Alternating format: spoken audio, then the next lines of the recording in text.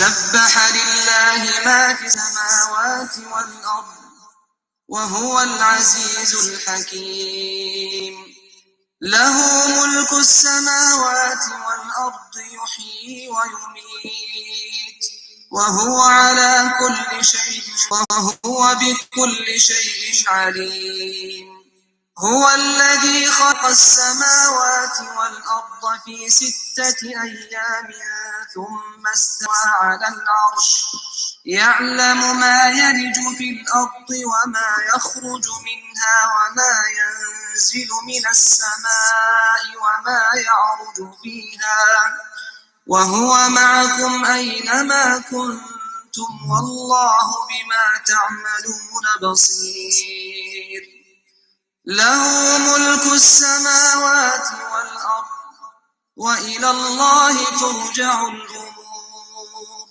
يولج الليل في النهار ويولج النهار في الليل وهو عليم بذات الصدور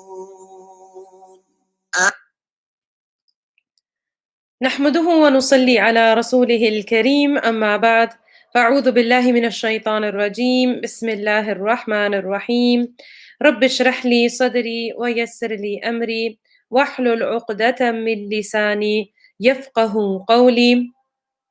Assalamu alaikum wa rahmatullah, my dear sisters. Today we will talk about a very beautiful name of Allah. All of the names of Allah are beautiful, of course. Today we will talk about Allah's name Al-Wadood. Al-Wadood comes from Waw, Dal, Dal. Wood, the verb wadda means to love, to like, to be friendly to. From the same root letters, we also have the word to show love or affection, to make someone beloved, to endear yourself to someone is also from the same root letters. Such a very, very beautiful word. Wood means love, affection, friendship, also to be there's another meaning, hanan. In Arabic, it's hanan, to be tender, to be tender, to be devoted to someone, friendly, friendship, love, all these meanings with tenderness. So because love has many shapes and forms, but this kind of love is combined with being tender, with having affection, with having a kind of, a soft heart for the other one. So not only love, like you could love, for example, a very powerful person. So you would have, you don't have tenderness for this person. Yes? So wood is the kind of love in which there is also tenderness. Hanan, we say in Arabic, in which there is softness, tenderness. You feel for the other one, for the beloved person.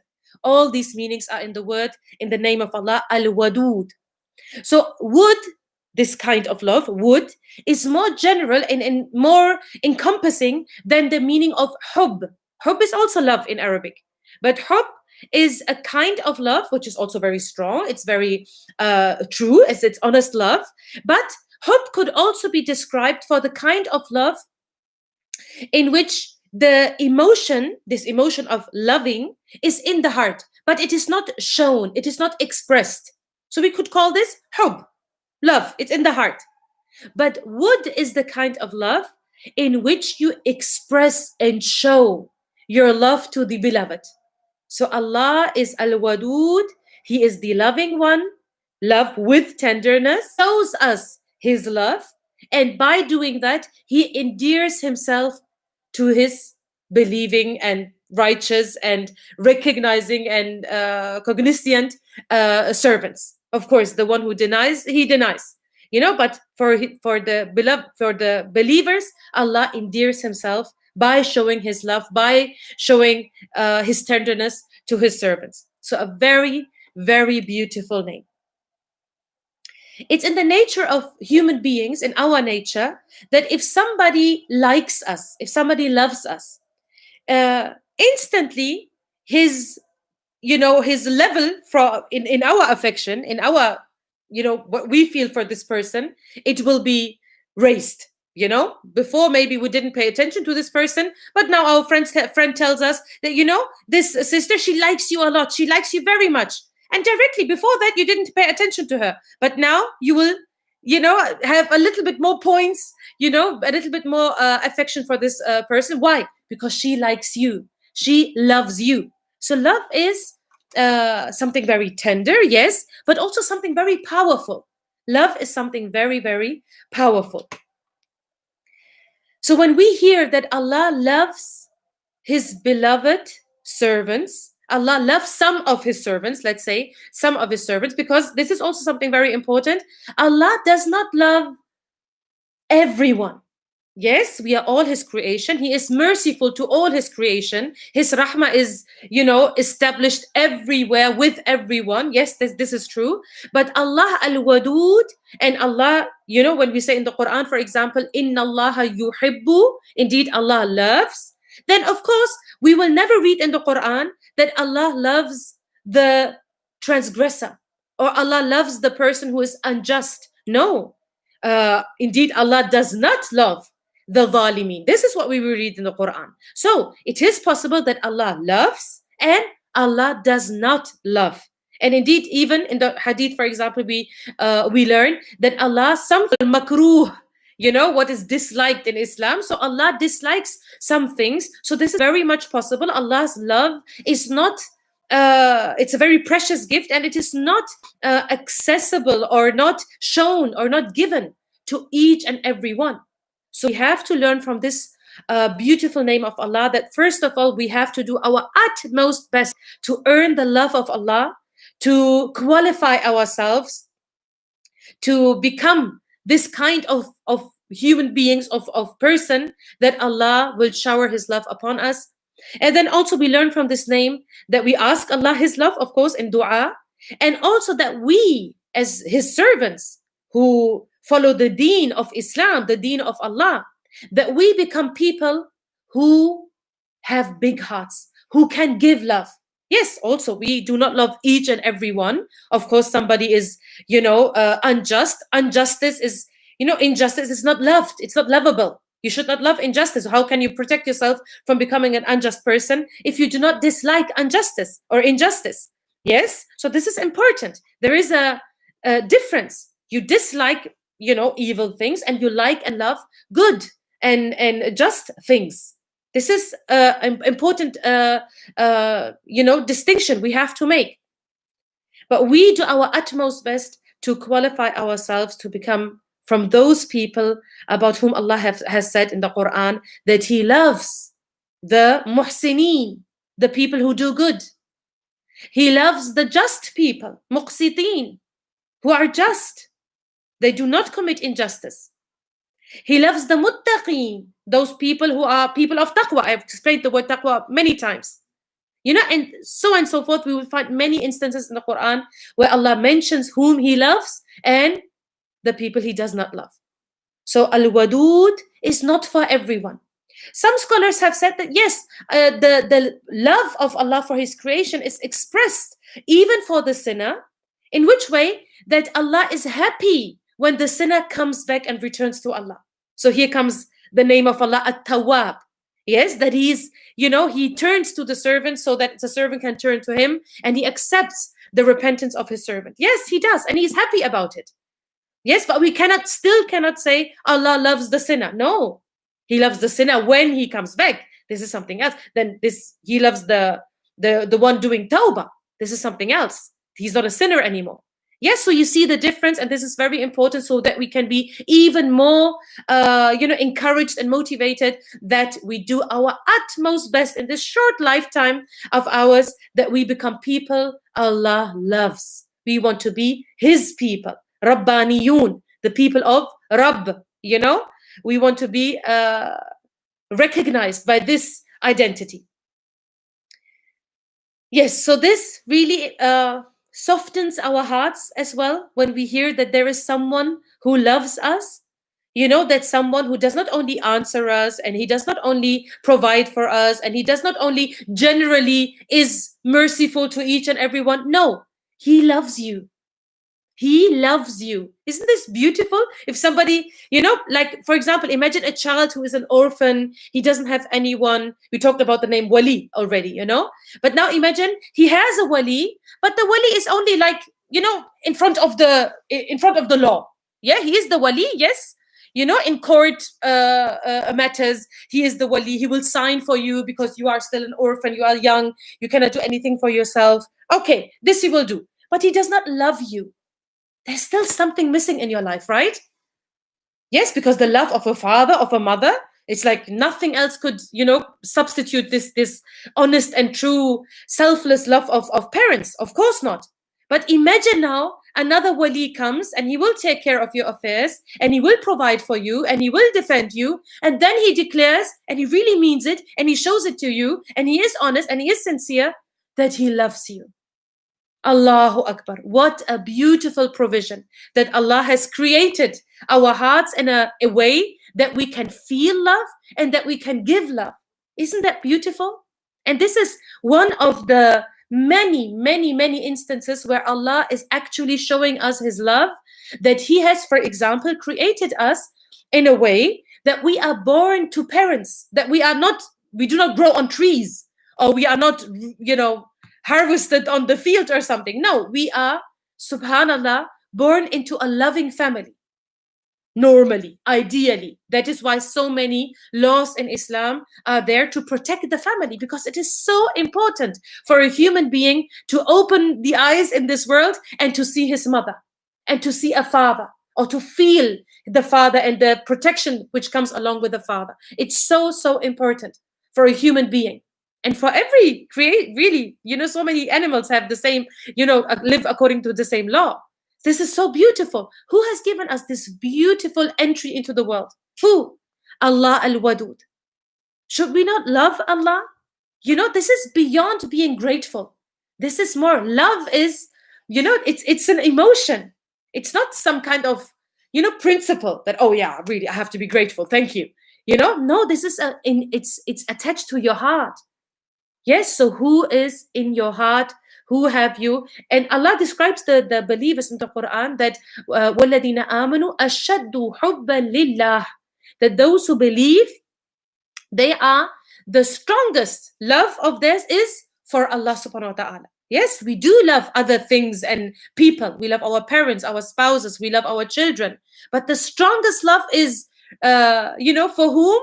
For Allah subhanahu wa ta'ala. Because we know that everything else I do love and cherish is actually from Allah subhanahu wa ta'ala. He is the one who has given me all these beautiful things. He is Allah al-Wadood. And He loves the believers. He loves, so the first, this is very important.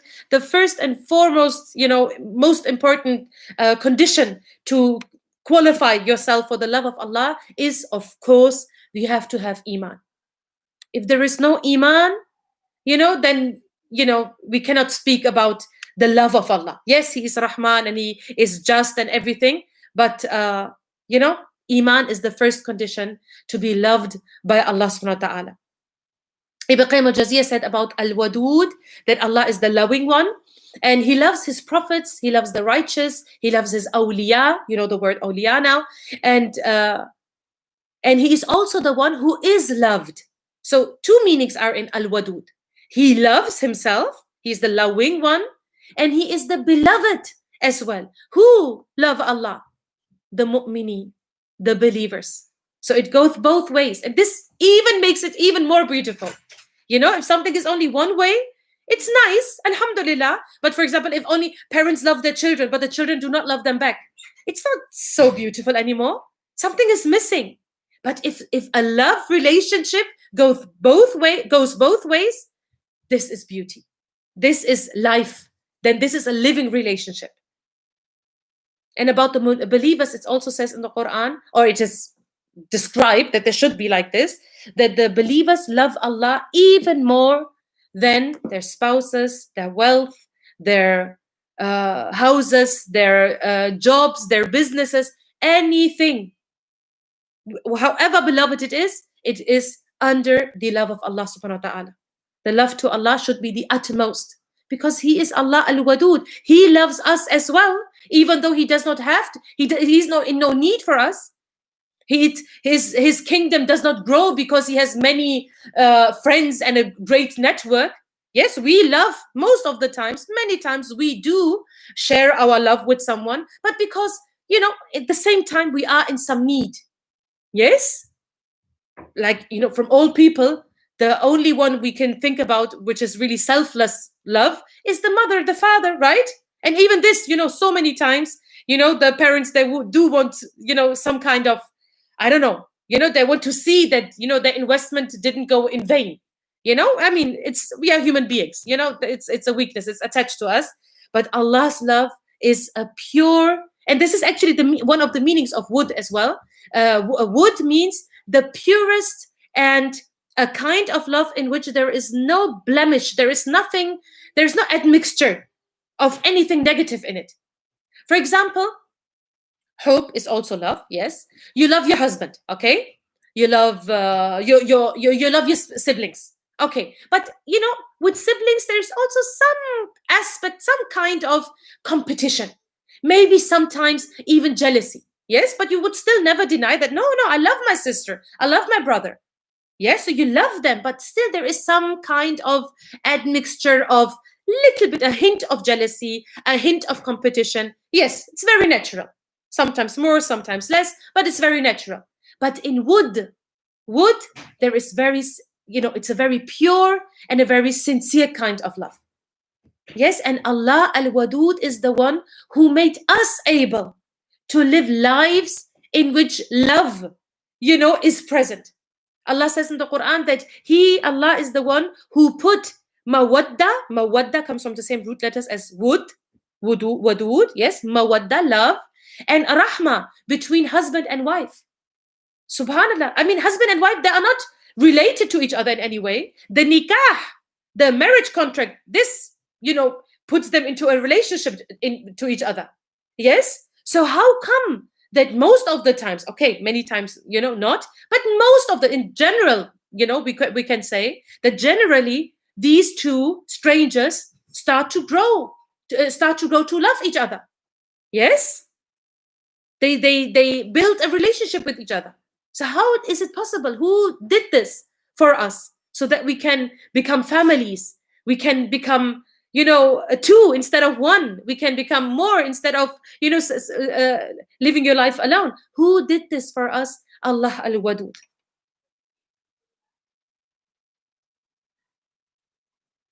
Allah also says in the Quran, we read this ayah as well when we talked about Allah al-Wali, that Allah waliyul ladina amanu. Yes, so the first condition is Iman. Allah is the wali of those who believe, and if they believe, then of course Allah will love them as well.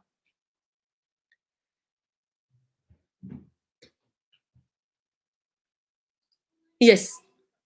The name of Allah al-Wadood also encourages us, beyond Allah's name al-Mujib. Remember, at the name of Allah al-Mujib, the one who answers, the prayers. Al-Wadood, love. If you love someone, if he loves you, she loves you, a good friend, husband, father, mother, whatever love is, involved, the relationship becomes more beautiful. When you love someone, or you know that this person loves you, then you do not make only dua, you do not only ask for things. No. Then you also start to talk about the innermost hidden problems of your heart, your innermost hidden concerns. Yes, which you would never mention in front of anyone else, but in front of this person you can say everything. Yes, we have a beautiful example, like first an example from our day-to-day life. For example, if children, may Allah protect all children, imagine they have a problem outside, they are being bullied in school. Yes, they come home, and in school they're not crying, they're showing strength, they're making a stiff face, they're not showing any emotion. But once they enter their home and they see their mother or their father, they will hug the mother maybe, or they will start crying, and they will say everything which happened in this day, and they will let everything out, because now they can talk. Why? Because in front of them there is someone who loves them. Yes, this is so beautiful. So Allah al-Wadood, this name, it encourages us that we can come to Allah with everything. and you can talk to Allah and let everything out. Of course, you should be, it should be befitting, how you talk to Allah subhanahu wa ta'ala. It should be serious. It should be full of humility. Of course, this is, we learned this in how to make dua, what are the etiquettes of making dua. But other than that, when it fulfills all these etiquettes, you can, uh, throw, out what is in your heart in front of Allah subhanahu wa ta'ala, because He's Allah al-Wadood. For example, like the father of Yusuf alayhi salam, Yaqub, when he said, after having this difficult life, to lose, your own son, not to see him again, not to know where he is, all these worries, and, to know, of course, you are the father of the family, that, the brothers have something to do with it, which makes it even more difficult to digest. And this difficult life, and then he says, when he's in his old age, he says that indeed I only complain my sorrow and my grief to Allah. Doesn't Allah know what you are suffering? Do you really have to inform Him? This is not about informing. This is not even about asking something. He didn't say, I ask Him to help me. He said, I complain to Allah. Because Allah loves when we turn to Him. And when you are a believer and you try your utmost to do good, then Allah loves these qualities. So you can talk to Allah al-Wadood, show Him your love by turning to Him and no one else with this particular problem. Or first to Him, and then maybe later you can turn to others as well. Another example is of the mother of Maryam alayhi salam. She wanted to have a son because she wanted to devote him to the temple, or like, nowadays we would say mosque. But she, of course, Allah gave her Maryam, a girl, and she said to Allah, oh Allah, see, I have given birth to a girl. I have delivered a baby girl. As if Allah doesn't know. Of course Allah knows. And she knows that Allah knows. Allah gave her this girl. But she's talking to Allah like someone, like you talk to someone you love. You tell him everything. Yes, like we, sometimes if even our husbands are not there, they are at, job or whatever, and we tell them every single thing of our daily life by via of WhatsApp, or, by sending messages. Or why do we do this? Does he really need this, piece of information, what you cooked or whatever? No, because, there's love involved in this relationship. We love the other person to be part of our life. Yes, because we know that he loves us as well. He will not be, annoyed by our messaging. He will be happy when we tell him everything, if this is the case, actually. So Allah's wood, Allah's love is the most pure and the highest form of love, in which there is no annoyance, no jealousy, of course not, no, nothing negative. And Allah al-Wadood, yes, He endears Himself to us by showing us His love. One example where Allah showed His love to the Prophet Muhammad sallallahu alaihi wasallam, one of many. When for some time, at the time of the Prophet sallallahu alaihi wasallam, for some time, the ulama even say for some months, there came no new revelation, and some of the enemies of the Prophet sallallahu alaihi wasallam, they started to mock him even more and started to say some things like, your Lord has left you, which was very painful for the Prophet sallallahu alaihi wasallam, because after all, he was a human being, of course, and yes, it was painful. Allah subhanahu wa ta'ala, to console him and to strengthen him, He revealed a whole surah in order to console the beloved Prophet sallallahu alaihi wasallam. This is Allah al-Wadood. He does not only give you a job and a responsibility and do this and do that, and I will reward you. If you do this correctly, then I will reward you. Okay, ask me and I will give you. No. Allah al-Wadood, He consoles His beloved servants,